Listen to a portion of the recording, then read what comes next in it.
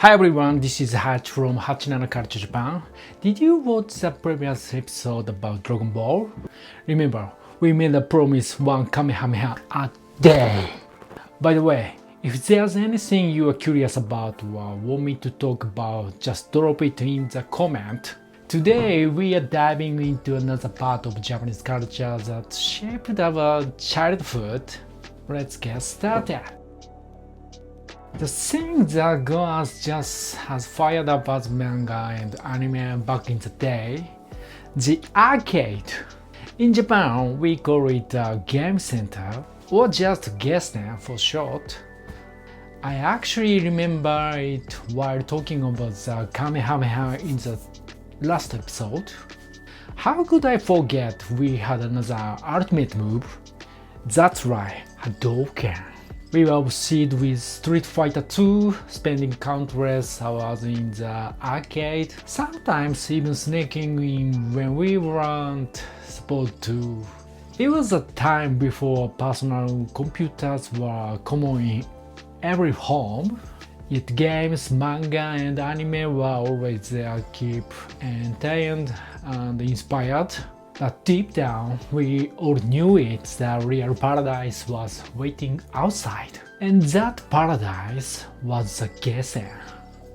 It was the 1990s, a completely different time.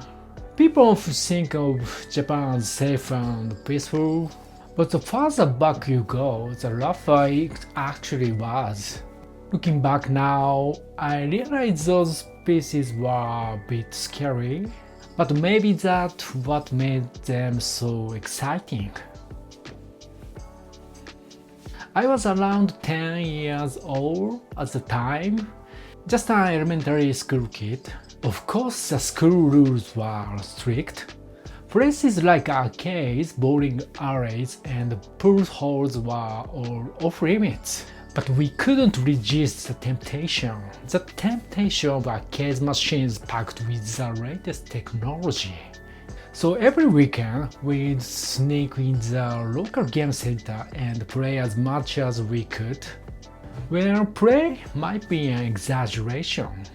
We didn't have much money, maybe enough for 2 or 3 games. After that, we just watched, standing behind all the kids or adults, eyes glued to the screen. It's been over 30 years now. Time really flies, doesn't it?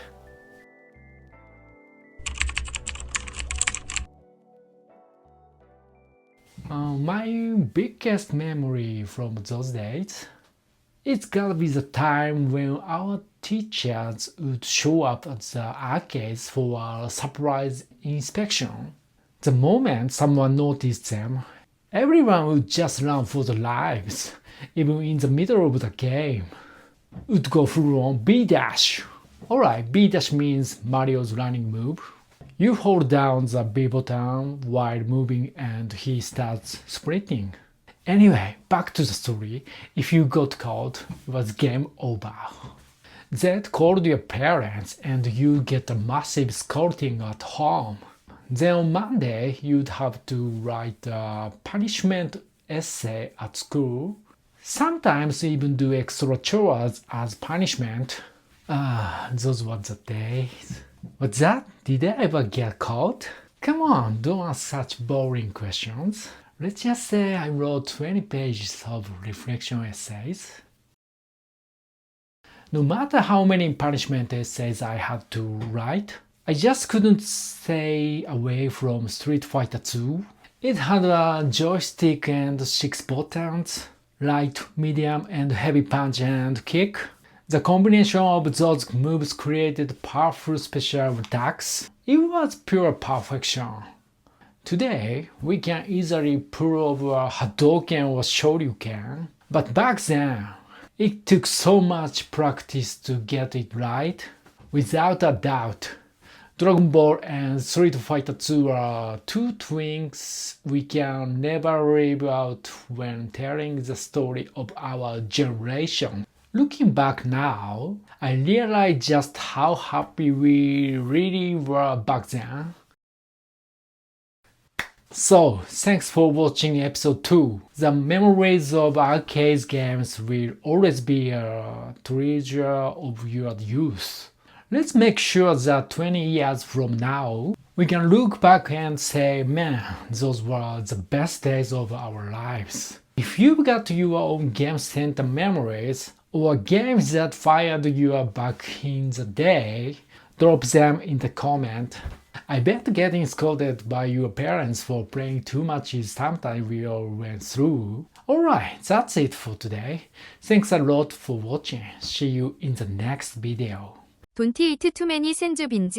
Or you'll end up writing another punishment essay.